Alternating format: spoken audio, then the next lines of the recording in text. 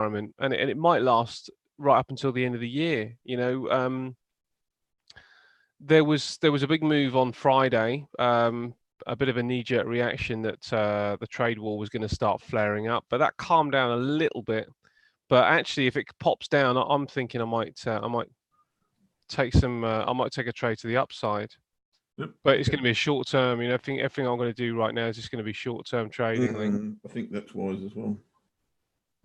What's happened over the weekend? Anything? Nothing actually. I was just looking to see whether there were any developments, but I didn't find any. But I think going in light, actually, I might sort of I might take a trade if this comes down, just tests around about the pivot area, or maybe slightly above. I might get in a trade for the upside, but I can't see it being too enjoyable right now. I've got to be honest, mate. It looks to me like it's just going to be a bit of a difficult environment to make some good money. Not to make money, because I guess, if it is going to bounce around, then we just buy at the low and sell at the high, and sell at the high and buy at the low. So there's probably some there's probably some money to be made out there on the ranges, but yeah, I do see it being a bit rangy. When I kind of look at if I look at this on a kind of clean chart with the dailies, it is kind of expressed as well. It hasn't really, open and close same, open and close pretty much the same, open and close same, even back here. So we've had 1, 2, 3, 4, 5. We've pretty much 5 days of just no movement. And that gap isn't accurate, because the gap really puts us in this area, because that's just an expiration of the futures contract. So there's not really been any price movement at all. The only thing is we have seen some because it is rangy. We are seeing some swings within the confined space. So Yep. there will be some opportunities, but yeah, a little bit tricky. I think I'll take a trade, as I say, early doors. I'm looking for an early long. Not that confident or comfortable with it, because I think that China hasn't had a particularly good start to the day, but getting an early long and see if there's, I don't know, maybe 10, 20 pips out of it, and see how we get on. Okay. And talking of swings, Aussie yen again. Yeah, well, yeah. Let's get to Aussie yen. And let's talk about the euro as well at some point, because talking of swings, that still kind of doesn't give us any specific direction, does it? It's kind of much of the same stuff going on with that. Very much so. Giving, just either way. You can make a case either way. Right, here we go. We've just got a little bit of retracement. I need it a little bit further down. I'll tell you what I'm looking for here. I am looking for a long on the FTSE, but I think I want to see this, because that was our last breakout. So coming down and touching somewhere around here. I'm going to go for a long. Looks like a nice little trend line there as well. So anything sort of like in these areas, then I'm going to look for the long, and I might well get it. So that is my stance, mates. I'm going to go for the long, and I just need a little bit more retracement. If I don't quite get the hold, if I don't get the touch, then I'll have a look at the bar and see what it suggests, and then I'll take the trade. But let's let the first 5 minutes pass anyway, because I don't have a strong bias to the upside. So I'd like to see just a little bit of a hold on this first 5 minutes, and then we'll take the trade. Happy days. You want me to take a look around? Yeah, let's have a look around the grounds while we're waiting. I'll let you know when we go in. Rightio. Let me go here and then there. I'm still in this. Well, I'm not still in this Aussie yen trade. I got out of the Aussie yen trade late last week, as you know, but found a way back in. I managed to get to my destination early on Friday, and I opened the markets whilst I was in the hotel room, and I saw this setup on Aussie yen on an hourly chart, having got out of it was it Wednesday night or Thursday? Thursday, I think. Yep. But we saw this nice little scenario here, whereas it was a false break we were playing through here. So break, trade line, find resistance, back underneath, retest it, entry there. Very, very small stop loss, which was here. And there was another option to take your stop loss up to here, which I did on the second position. So again, 2 positions. And that one went fairly well on Friday, as you can see. I didn't even get to this on Saturday morning to close anything. So I'm still in the market on that one. And we can see that the daily pivot has been broken and retested on Aussie yen. This may well bounce and may well go to probably that level there in the first instance, and I'm hoping it stops there, of course. But maybe even in the second instance, it might want to retest. Although I see that as a breakout, I think that's very similar to what you're saying, Ash. I think that's probably the area that you'd be looking at, and there's a fair bit of resistance there as well. So that's probably where we're looking for this to go back into trend. If it goes back into trend now, happy days, more than happy with that. But if it does go or retrace, then you'd expect it to go to here, and then we'll see what happens. If we were to get back above here, then that's a little less enticing for me. I don't think I'd like to see that. But back here, you'd kind of expect that to be the case, and then you could start looking for maybe scaling back into that if you so chose. That's probably all I've got to say on Aussie yen. I don't think I've got no idea what's caused the gap over the weekend, whether it's yen or Aussie related, more likely yen related than Aussie, I would imagine. But let me take a look at the Aussie whilst I say that. No, there's a little gap there as well. So don't know why, don't know what's happened to cause that. But it's only a tiny thing on the Aussie, so no big deal. But what I do notice on the Aussie is, of course, that double bottom on the monthly pivot area. And as you would expect, we've got to bounce off that. It now depends how strong that is. Does that what will happen next? Because the double bottom is double tops and double bottoms are some of my favorite places to get into trades. And I'm always interested in people's qualification of what is a double top, double bottom. Sorry, mate, I'm just getting a bit distracted. We might have a trade on here. Right. Let me just double check. Okay, sure. Okay, let's move him there.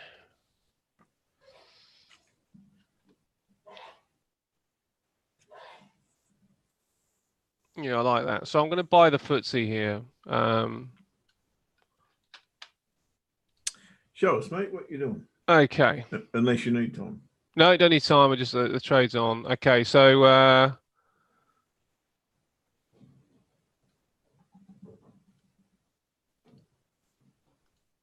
I'm just buying that. I just bought the FTSE here. Can you see my screen? Yep. Yeah. I just wanted to know whether it was going to hold. I mean, I'm not going to get too excited about the fact that it's twitching to the upside. It just shows me that that there are some buyers here, but they might still collapse. It might really not go anywhere. And if I'm completely honest, I'm not really that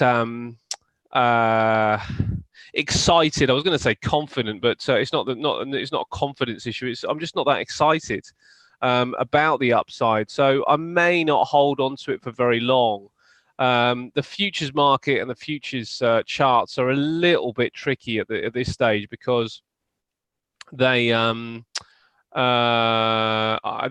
that kind of expiration going on. So let's look at this on a clean chart here. So on the clean, it looks like we've got this lower low and the lower high, and it looks like we're in an area of resistance, but that isn't actually what's been going on at all. We have to almost remove. Let me do this with an annotate if I can and draw it. This whole area here from the gap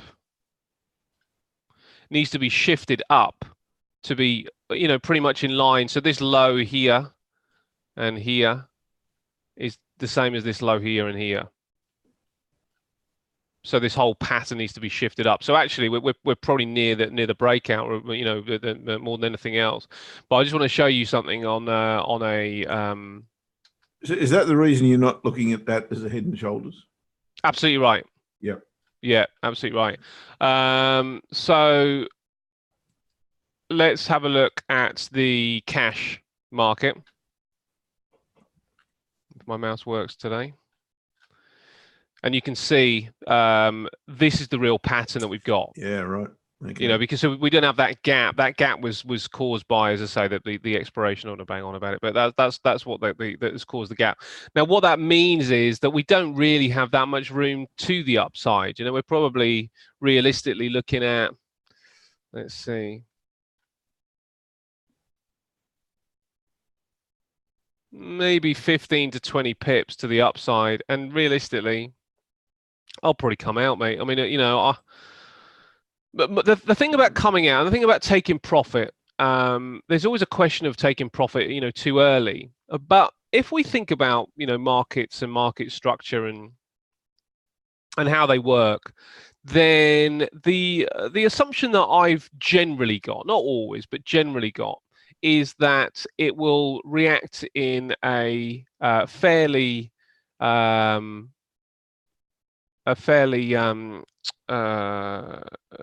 regular way, which means that taking a break and a retest. So if I take profit here and I'm pretty much bang on the line, it doesn't matter if it goes through, because as it comes back again, then I can go back in again and then sort of not worry. Yeah, I might lose a few pips, but I don't have to worry just in case it does go straight up and straight back down again. So I'm quite happy to take all, if not the majority, if not all of my profit at the first point of call, particularly because that's not always the kind of rule of thumb, but it just particularly because of the way that I'm seeing the market, and the way that I'm seeing the market is with no real confidence that it doesn't seem to have any real direction. It's been kind of caught in a range for quite some time, and I don't know what the catalyst to make it go forward is. I need something significant to drag it down, which is why I've effectively gone long. Forgetting the patterns for right now, that's why I've gone long. But it's not only about that. It's also about the fact that so by default, I think the market grinds up, or at least stays where it is. But that's exactly the significant aspect. It's just going to grind. I don't see it going anywhere. I think this is a difficult environment, mate. I mean, to be honest, it's one of those that if I thought, if I thought, let's just wait and see. Now, what we're looking for is this high, effectively. With the futures, it leads us in the same kind of scenario. Yeah. So if I thought we could just sit and wait and not have to kind of play the game. Because trades would come back into play in October or November, then I'd sit out them. I'd actually go away, mate. I'd take my holiday right now. Yep. I'd I'd go on, but it would be the case of actually physically going somewhere. And if I had that freedom to kind of to pull my girlfriend and my little girl out and just pack up and go away for a little while, then I probably would, rather than watching these markets. But because I don't have that luxury, because of their time constraints as much as anything else, then I'm going to trade it. But I'm just going to trade, just some short term, look for some little small profit taking opportunities, and see if I can squeeze some money out of the market until it's starts to give me some clarity of direction. But it's one of the hardest things when you're presenting, and you're mentoring and you're presenting, and people want to see you trade, Yep. And you feel compelled in many regards to do that, and it can be very destructive if you play that game. But the game you're playing is exactly the way I try to do it myself, because there's no point teaching somebody to trade recklessly. You just need to understand as a student or a person new to trading that sometimes it's simply better not to trade. Yeah. And that's exactly the case. In fact, there's not even a sometimes about it. Often, Yeah. it's the case. Yeah. And if you recognise that the market is saying, guess what? I got nothing for you. Yeah. Then take nothing, do nothing. Absolutely right. And the thing is, the FTSE does this. The FTSE does this on a regular basis where it doesn't do anything. It just will just go sideways, and there's just no liquidity. And that's just what we've hit. You know, it's if we think about it, the summer slump has kind of just ended. People are starting to come back to their desks. It doesn't tend to be a very good month for the stock market, September anyway. So you know, if we get some stability here, actually that's going to end up, you know, having a fairly bullish connotation in many respects. So I don't mind sort of like, you know, taking on a long, but it's just, you know, I suppose just to have a little bit of skin in the game. We'll see how it goes. I'm not particularly excited by it by any stretch. And as I say, I'll be taking profit fairly early if it gives me that opportunity. If it doesn't, then I'll just play it as it goes. You know, I'll see what's there for me, mate. And you know, if I've got to flip positions a bit and do all that kind of thing, then I'll just play around until the market actually offers a genuine opportunity to make some money. But I was going to bring in the news and data of the week and see if there was anything that could shape some movement. And let's have a look. Good idea. Oh, we'll have the Aussie interest rate, not this week, next week. That's what the next one I'm interested in, really. But well, this one's going to be of interest to you, I would have thought, because we got Euro Flash PMI, French PMI, in around about 2 minutes. Actually, a couple of minutes, we got this number out. So we are going to see some volatility with the euro, and I do actually see that the euro is starting to weaken a little before this data is released. So I think, you know, German PMI is out at 8:30, and there has been some significant change in the confidence with Germany specifically. So I think this German PMI is going to be quite an interesting number. And if we're looking for liquidity, then maybe we should be looking at the euro early doors to see if there's anything for us there. We've also got Draghi out later on. That might well be a farewell speech rather than anything else. Is that likely to move the market before that? Well, I'd say it depends on how significant these numbers are. If they're way off speculation or way off where they were, then we're likely to see some movement in the euro, which could be quite significant. If not, then it could be about Draghi at 2 o'clock. Yeah, euro's a tricky one. It's a weird construction that I'm seeing, but clearly still I see a double bottom and I see 2 equal higher lows. And that's an interesting scenario. All right, let's have a look at that, mate. Yeah. Sorry, we were going to talk about the double bottom. Now, interesting. The PMI from France has just been released, and we are starting to see some weakness step into play from the FTSE, which is kind of interesting. I'd like to see what those numbers are. Not significant weakness, but just a little bit of weakness. Let's see what those numbers are, because that has affected the market a little bit. It's given us a little bit of liquidity. So, and euro a little bit weaker as well. So to suggest that these are going to be weak, that's interesting. So PMIs have come in weaker than expected. Now, this is the interesting thing. What happens to the market from here? Does it weaken down to the fact that we've got some bad numbers, or does it strengthen because there's some, you know, further case for some monetary stimulus? And I, as far as I'm aware, a lot of the tools have been used, so I'm not sure whether it's going to get too much strength here. So we might well see some FTSE weakness coming into play. It'll probably settle down by the time we get to Germany. Now, what's interesting as well is that anything below 50, the 50% mark, is considered contraction, and it's not that far away, is it? And that's a manufacturing. So the Purchase Managers Index on the manufacturing side in France was is getting, uncomfortably weak.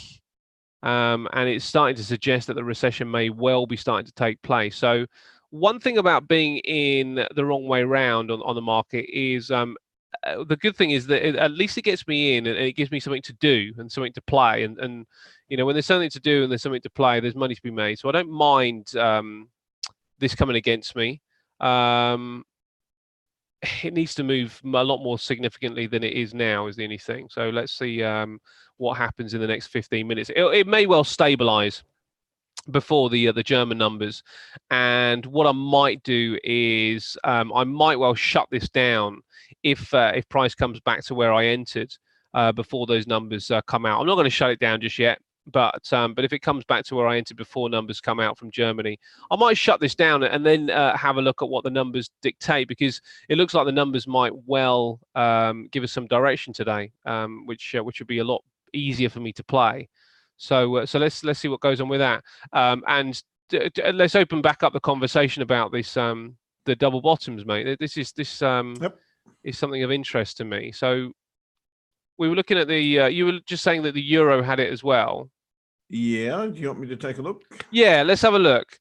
And I'm just interested to see what your qualification is, because everybody has a slightly different qualification of double tops and double bottoms. And Yeah, look, I don't have a technical one.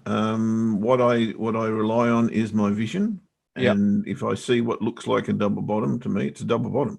okay, I don't care what the numbers are telling me, to be fair. yeah. It to me is a visual, and I don't know if that's a proper way to look at it or otherwise, but it for me, and that's all that counts for me. So you're effectively eyeballing it. Yep. And when you do eyeball it, because you're not going to trade on it, right? Is that not one of the, or do you trade them? Not until it's proven to me. Okay, so that'll be my question then. So when does it become proven to be a double bottom? I hear that tells me that that's a double bottom. I see. Because that's now a higher low. Gotcha. And as soon as I see that, that's reason enough to trade. I don't care where the trend is, or how strong the trend is. If I see a double bottom followed by a higher low, that's a trade for me. Okay. So given that, that would suggest that the double bottom, you're not actually going to trade the double bottom. No. It's just a potential signal for. Yep, absolutely, yeah. And it's exactly the same as any reverting a reversal pattern, like this bullish engulfing bar here. That's not a trade for me until I see something like that. Really, that might do, but that's better because you've got a rejection bar there. So you've got a bullish engulfing bar, potential reversal. You've now got a higher low. You would have paid the price had you not taken profit here, that's for sure. But you've got a big news event coming up, so you're probably not going to be in the market with any risk on the table at that point. Nor would I probably have traded that anyway, because I'm trading straight into resistance. So there's a whole lot of other things that come around that, contextually. Yeah. But if there were no lines on the chart, if there was no weekly pivot, if there was no daily pivot, then that would definitely be a trade for me, as would that. And we're very, very close to it now. But same applies. And this is the problem with a ranging market. When you've got the market going sideways, you're always going to have resistance. You're always going to be trading into support or resistance, always. And they are going to be pivots more often than not. They may well be trend or trade lines. They may well be Fibonacci levels or whatever, but they're always going to be inside a range. So the best way for me to trade a range is to trade here or here or here or here or here. As soon as I see something coming off the bottom or the top at, this is taking candy off a baby if you get the right setup, because you're trading straight into the monthly pivot, it's going to bounce. It's going to bounce again. And as soon as you see it bounce twice, you've got a fair indication that unless something dramatic happens, like this did, then we're going to keep bouncing off that for some time to come. And that is and has been the case. But same as a double bottom, I won't just trade the bounce. I'm not a scalper, though sometimes I wish I were, I've got to say. I'll wait for the lower high. Yeah. And it's that lower high that'll get me into the trade. Same here again. It came off the monthly pivot again, bearish engulfing bar, lower high, bang goes your mangoes. So they're the trades that I want. And exactly the same applies here. Double bottom, higher low, reversal bar. I've got daily pivot and weekly pivot in the way. It wouldn't have taken the trade, but look where it went. We've got exactly the same scenario over here, equal low. And if we were to trade here again, we're trading straight into resistance. So I can't take that trade. I've got to wait for that to break, then come back, give me the higher low that I need, then trade it. So I'm not trading into resistance all the time. Yeah. That's the key for me with trading ranges, is just trade off the support and resistance. It ain't that hard. Yeah. Yeah. But again, I'm always looking for that confirmation. Gotcha, mate. Yeah, because this is the thing about double tops and double bottoms is if you're going to trade it as soon as it touches the next the double top or double bottom, how would you know it's going to hold? And that was really the leading into that question. And the answer for you is the success rate of trading those things is very, very poor, I've got to say. Yeah. Yeah, and not relevant for you, because if you can pick the exact high and the exact bottom, then happy days.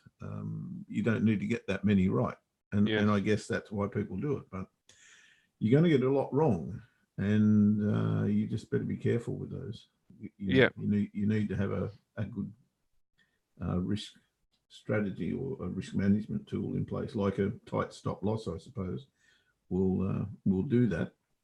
But then again, a lot of double bottoms become triple bottoms, and those triple bottoms, surprisingly enough, well, not to me, because it's a very, very key part of let's say institutional trading, that if the next one comes along, more often than not, you'll see the low of this candle or these two. If it's an equal, or if it's an exact double bottom, you'll see the next low pierce both of those by maybe 5-10 pips, and then go whoosh. That's that's known as a bear trap, and that happens quite often. And look here, for instance, you got a double. Well, I call that a double top. Some people wouldn't, because this one's unequal. Well, here's another one here. Let's call that the double top on the monthly pivot. There's the new high. Bang! Look out. That's a bull trap, that one right there. So they're very, very they're very prevalent, in particular in range. There's another one there. You got a double top here, it broke through, hits resistance, woof, gone. So they're really ones you got to keep your eye on, and that's why I tend not to trade in resistance without taking profit. Because if you manage to break through the weekly pivot here, you're okay. We're on our way, but you've got the monthly pivot dead ahead as well. So take your profit here.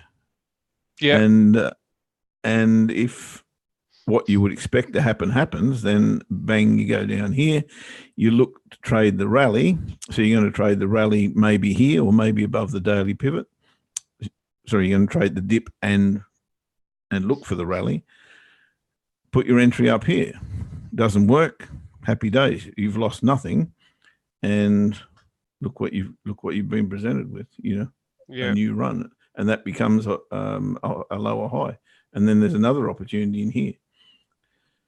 So aren't we great in retrospect to look at those charts and say, well, it's too easy, isn't it? But I was going to say, if you were to trade, textbook. Every single day, and I'm talking textbook with no effectively human involvement. Would that be enough? Would what be enough? You know, if you were to try, have you ever seen the film Sully? Sounds familiar, but It's no about this recollection. pilot who, around about 10 years ago, had he took off from where was it? Somewhere in New York, and I can't remember where they were flying to, Carolina or something. And pretty much as soon as they got up in the air, they hit a flock of birds, and it took out both engines That's of always handy. the flight. Yeah, and there were airport options that he could have tried to land the plane at. But by the time he'd kind of like gone through the process of all the safety checks, the only thing that he thought was available to him was to land it in the Hudson River. So he took the plane down into the Hudson River, and everybody lived. And it's true story, completely true story. And Oh, is this the one not long ago? it's about 10 years ago. Yeah, Tom Hanks played the captain. that's him. Yeah, That's Sully, right? Okay, I yeah. didn't realise what the name was. Yep. You seen that? Haven't seen it yet, no, but I know. Okay, The story, well, it was interesting because he was effectively hauled up against the regulators and they said you could have landed the plane at an airport, so you took unnecessary risks by landing it into the Hudson River because of not having everybody on hand and not having your landing gear available to you, and apparently the statistics of landing in the water is pretty much zero of people living. That people just don't live because it's like landing on ice. Apparently, landing in the water, and it just doesn't happen that anybody lives. So anyway, so when they went to the court proceedings and they showed the computer simulation, the simulation showed the plane taking off, and it said, "We've just hit birds. Which airports are available to us?" There's one on the left, there's one on the right, and it showed that the plane could have gone to one of these other airports and landed on one of their landing strips. And he knew he was getting hauled up for to kind of get charged for this. And then it took him a while, but he realized that the simulation took no human error, no human time into account. So it literally went birds. Where's our nearest airport? It didn't have any kind of emotional attachment to the panic or going through the list of what you meant to do in this scenario. And eventually the people prosecuting him gave the simulation 35 seconds delay before it went to land the plane at one of these airports, and every single time it crashed. So the result was that he was right. And now, before we discuss this any further, we might well just take a trade on the FTSE again. So I'm just going to show you my screen because we have got German numbers and they've just been they are being released. Let's just have a look. Right, the dive down suggests to me that I need to probably take that short as well. So I'm just going to get some protection in here, mate. Sorry, just wanted to make sure that was available to me. There we go. Okay, just going to take that protection just in case the market doesn't play ball. So the question really for you, that I was asking you is, so I've taken a long on the FTSE and I've taken a short as just a little bit of protection, and I'll take the short off if we collapse down to the monthly pivot. What was I going to say? Oh yeah, and I'm not too worried, and I'll take the long off if we kind of get up a little bit higher. I may well add when I get a little bit more clarity of direction, but I'm just protecting one against the other for right now. Yeah. So the question that I was trying to put to you was, if you were to follow the rules textbook, like the simulator, with no human involvement, would it garner the same results? Because there's times where you look at the market, you eyeball it, and you say, you know what, my experience tells me, even though I've got this setup in place, it's just not right. I think we both had that a week or so ago, where we were, and I think I said to you at the time, this looks too good to be true. And my experience has always told me that if it's too good to be true, it is too good to be true. Yeah. No matter what form of financial endeavor I've gone into, or opportunity, or indice, or financial investment, no matter what. And, you know, these things look shiny, brassy, couldn't be more obvious than the nose on your face. But something's not right. And it's very, very difficult to explain that, you know, whether it's you've just got in the back of your mind that, or Draghi's retiring, or, you know, if it's relevant to the euro, or if, you know, oil's on the rise, because there was another case in point, you know, where the world went mad for an hour or 2 hours a week or so ago, because we lost an oil producing facility. Yeah. But, you know, as we said at the time, it's 5% of the world's oil supply, which will come back online, you know, as soon as they plug the gap, or whatever the case may be. Why are we now saying that oil's going to $80 or whatever the case may be? Yeah. It may well in time, but there was no real reason for that to happen. And so these are the sorts of things that, you know, in the normal course of events, can have blinding effects on you, where you say, well, okay, shit, the market is reacting that way, I've got to go with it. Not the case. You know, you need to stick to what really is the key. And the key is you trade off resistance and support in a range. Yeah. Getting back to that point. Yeah. And if you're not prepared to do that, then you really, I don't know, you're playing with fire as far as I'm concerned. If you're waiting for, I don't know, you've got to take what happens into consideration, no matter whether it's technical or fundamental. But if it doesn't fit, generally it's wrong. Yeah. I'll put it that way. If it doesn't fit the bigger picture, generally, I won't even say it's wrong, but it's not going to last, if you understand what I'm saying. Yeah. So if there's resistance ahead, and let's say it's 50 pips ahead, there's resistance 50 pips ahead, and the fundamental announcement comes out and the market goes 65 pips in one hit, it won't drive through that level and stay through that level without retracement. Yeah. 9 times out of 10.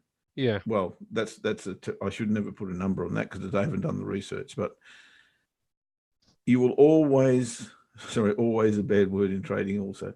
You will very, very often, in my experience, not see the market come back to that technical level before it goes into a new trend. I'll put it that way. Yeah. So fundamentals will definitely put a trend in place, no question about that. But the technicals will, I've nearly said always again, will often, very, very often come back to that technical level, will draw the market back to that technical level before the trend actually occurs. And that's what I'm talking about, double bottoms and higher lows if you're going long, or double tops and lower highs if you're going short. The market will respect that level, that breakout level, if you like. We call it a neckline, basically. And the market will respect that and come back to it more often than it won't. And it may take a day, may take 2 days, may take a week, but it'll come back there. Yeah. And that's where I want to trade it, you know.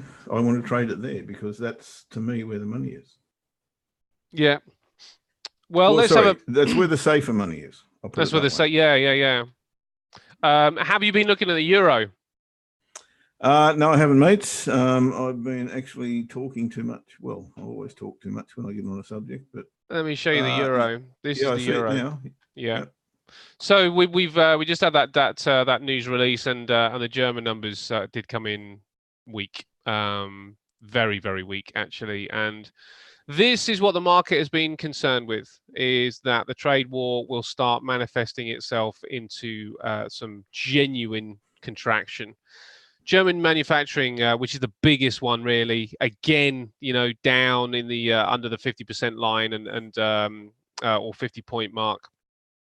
41.4, pretty dismal. Let's have a look at the graph of that, and it is just contracting and It's getting contracting. pretty consistent, isn't it?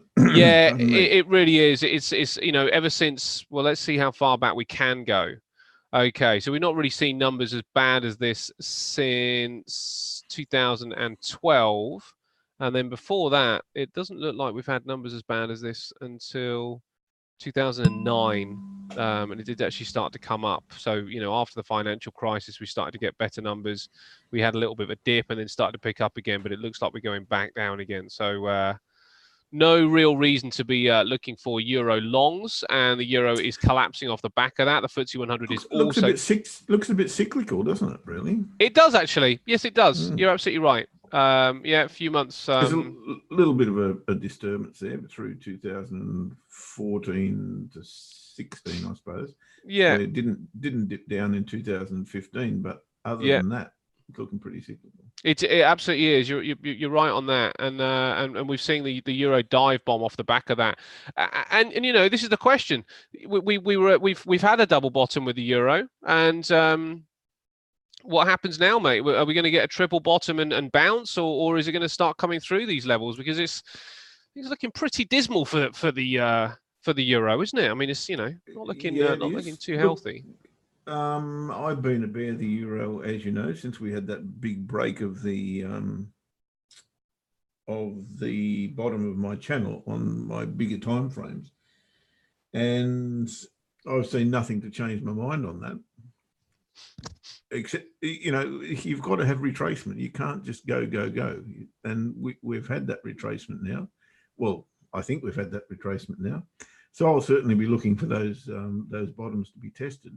And if this is to turn around, and we do see those bottoms tested, then the market should drive through those, take out all the stops for the longs, and then go long if it's going to go long.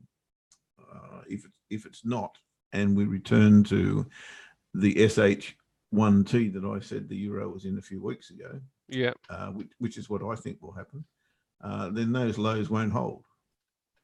Yeah, and this is the concerning aspect of the euro, is that this is a weekly chart, and it could be on its way through these levels, as you're saying. And, you know, have you got this gap on your chart? Probably. Hang on a Back second, in 2017, April 2017. This is a fascinating gap, actually. There's actually 2 or 3 gaps on the euro that have never but closed. Well, sorry, they haven't closed yet.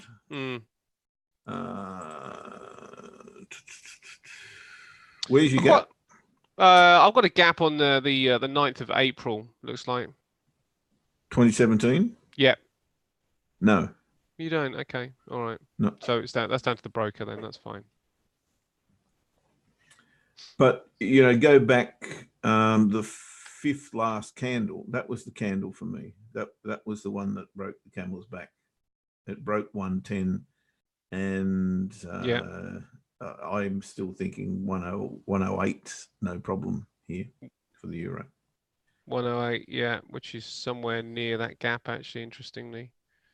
If the gap exists, I don't know, but where's your gap? Hang on, I'm not looking at your chart at the moment. Where's 108? Well, it's a little bit low. So 107.76. Well, I'll tell you my exact level. Yeah. My exact level is not far from where you are, actually. 107.79 is my exact level. Yeah. So that's interesting. So if that gap does exist, then, you know, and it's an interesting discussion about gaps, because the opinion about gaps always closing is true enough, but look how long it can take. If this gap does exist, that's taken 2 years, more than actually, over 2 years, and then eventually we may get a gap close. It's still not there yet, so it might take 3 years before this gap is closed. So yeah, interesting discussion that can be had about gaps. So that's where we are.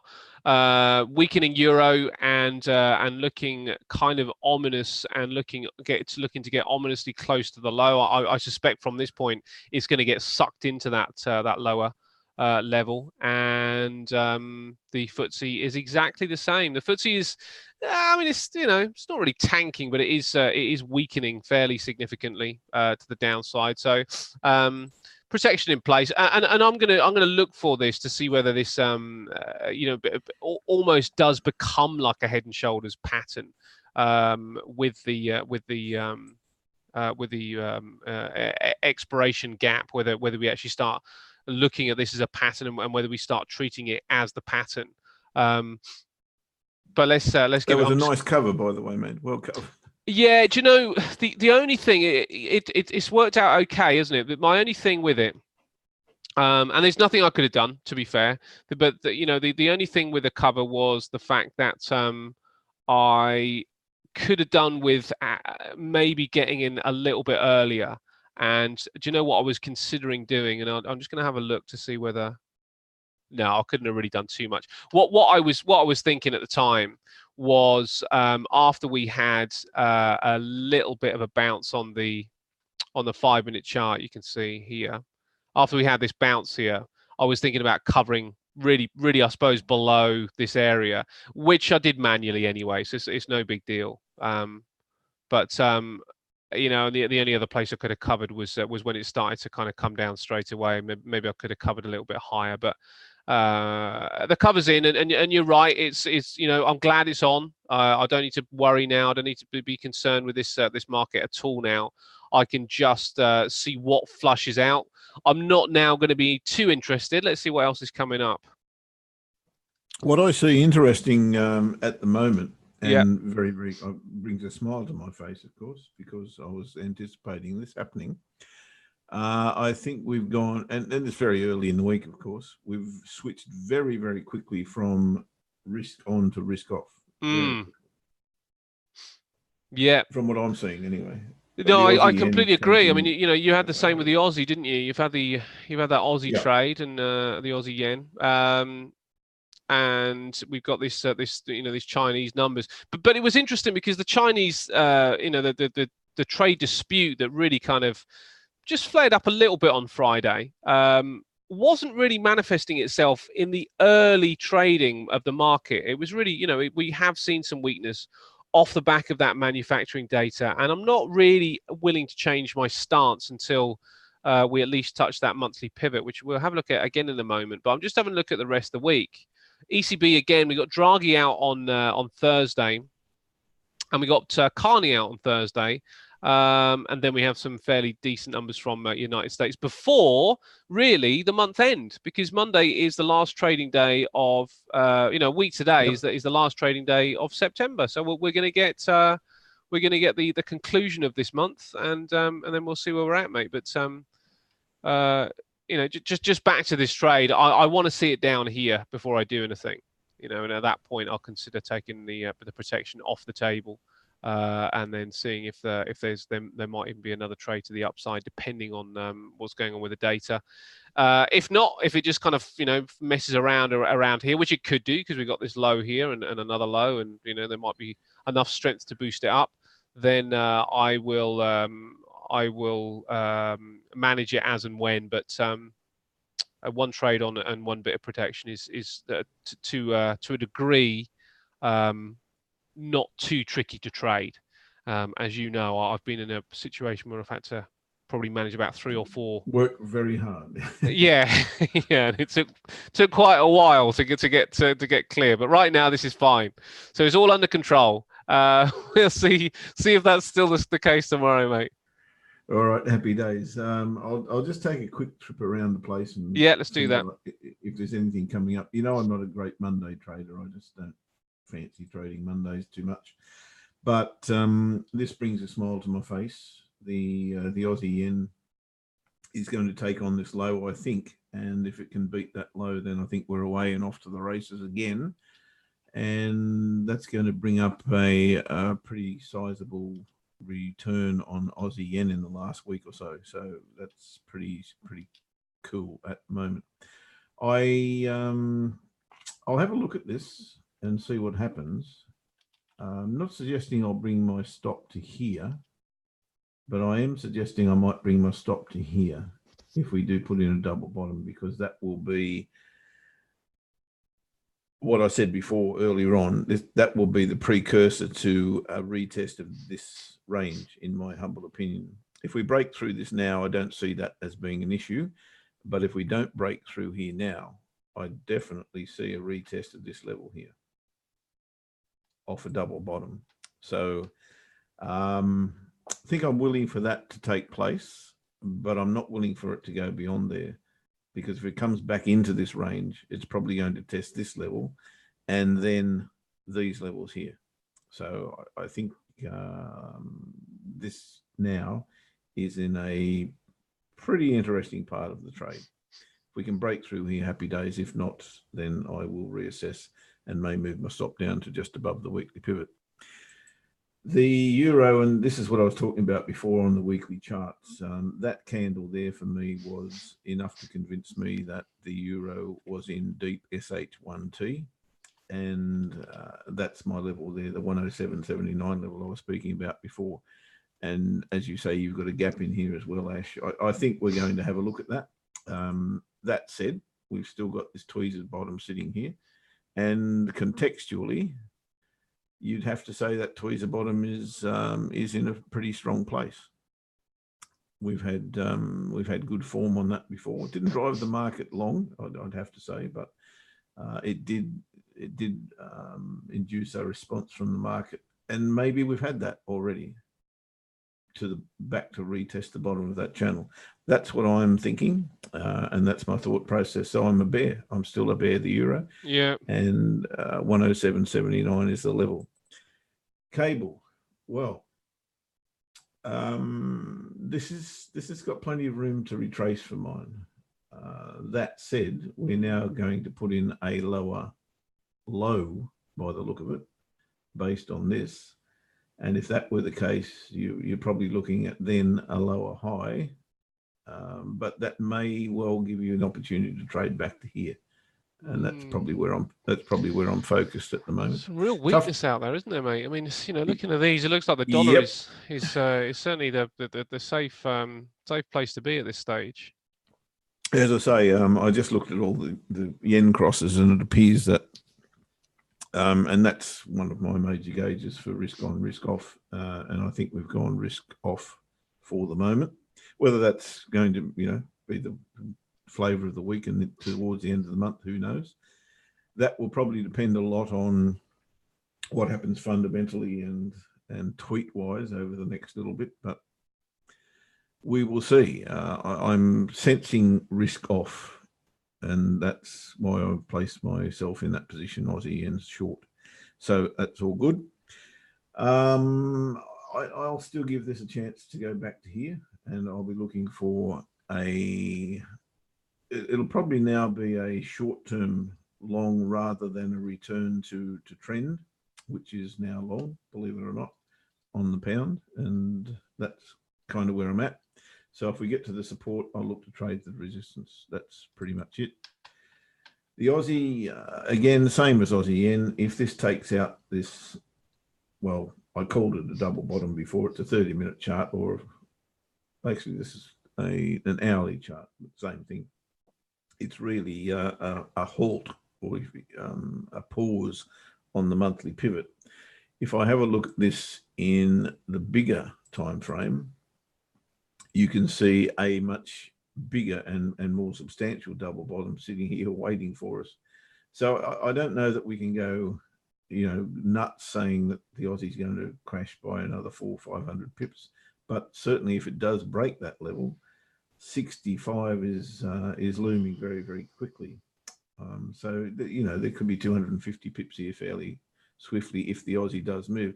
I suspect, however, that we are now 8 days away from an interest rate announcement on the Aussie, that the market will rather just, teeter-totter around this level for a week or so. So I'm not expecting too much from the Aussie unless other fundamentals drive it down. But I think we're going to hover around this 67, 68 level, maybe for the next week. Euro pound, a massive bear, euro pound, pardon me. And I'll take any opportunity to trade it short that I can. I've kind of missed the next wave of this one. Got in here, as you can see. Got in here, as you can see. So it's been a pretty good friend to me in the last little bit, but I'm out of it at the moment. I would like to see a decent retracement of some kind here, but I may well have missed that boat. We'll see.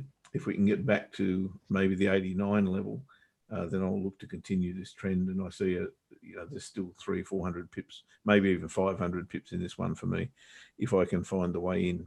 But I need a retracement at the moment. Pound Kiwi is very, very similar. I think I called this level maybe, I don't know, 3-4 weeks ago. It was down here anyway when we went long for the first time.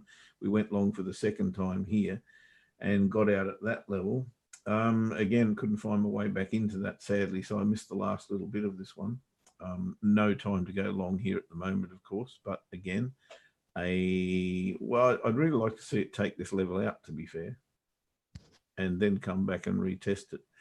It's getting perilously close to the $2 mark for mine. And I think that's kind of going to pull it up for a little bit. It depends on what the Kiwi can produce, I guess. And they might have an interest rate announcement coming up soon as well. I'm not sure. And that may well not strengthen the Kiwi. We'll see. A lot can depend on Brexit, of course, with the pound, and we must keep our eyes focused on that as well. I don't know, there's been too much happening in the last little bit with the proroguing, as you might fill me in on that in tech. But that's going to be kind of the thing with the pound. You can see here, and as I go to the yen, as I said before, the yen, obviously a safe haven currency. Pound not doing too much against the Kiwi, but it's, sorry, I was on a weekly chart. We should compare apples with apples, shouldn't we? That's not really fair at all. So has lost a little bit of ground against the Kiwi, but against the yen, it's really having it's on struggle street, as is Aussie yen, as is Euro yen, and that's what I say. I can definitely see yen strength coming in here, which gives me a risk off kind of mentality. So, mate, that's pretty much where I'm at. I'm waiting to still trade. I'm still a bull, the pound, probably until this level's taken out. If the 124 level's taken out, I'll probably change my tune, but still a little bit bullish. I don't want to trade it beyond resistance, however, and I think that goes back to our previous conversation. I only want to trade these things to resistance or support at the moment. Yeah. And as the end of the month does loom large, we don't need to do too much. We don't need to risk too much. I think thus far the month has been pretty cool. So why throw it on the line for trades that you're really not too confident in at the moment? Yeah. When I say not too confident, I'm saying confident for going a long way. So I'm not taking too many risks, is what I'm saying. Yeah, no, I completely agree with that. It's we've had a decent month to this point, and yeah, we won't be risking anything more than that. I think we'll cover the pound a bit more in the later show, but effectively now it's about some of the negotiations that are going on. The Peregrine's taking the slightly back seats, I think, for the next few days anyway, until we get some decisions from the courts. So the movement in the pound. So there was no resolution. No, not so far. No. Not so far. We've not had any resolution yet. So there's still some twists and turns in that one. It's really now down to the negotiators. They've been meeting up, and I think they're due to meet every day to try and get a deal done. So it's going to now come down to what Boris Johnson's team and Juncker and Barnier's team say, I think, on a daily basis, whether there's any likelihood of a deal or not. But so far, I think the pound's buoyancy is probably justified. So I think looking for a long is absolutely fine. TikTok, 5 weeks to go. Yes, not long, is it? No, not at all. Okay, mate. All right. Well, let's 4 weeks to Bali. Shivers me. Yeah. Absolutely. 3 in actual fact for me. I think I leave tomorrow.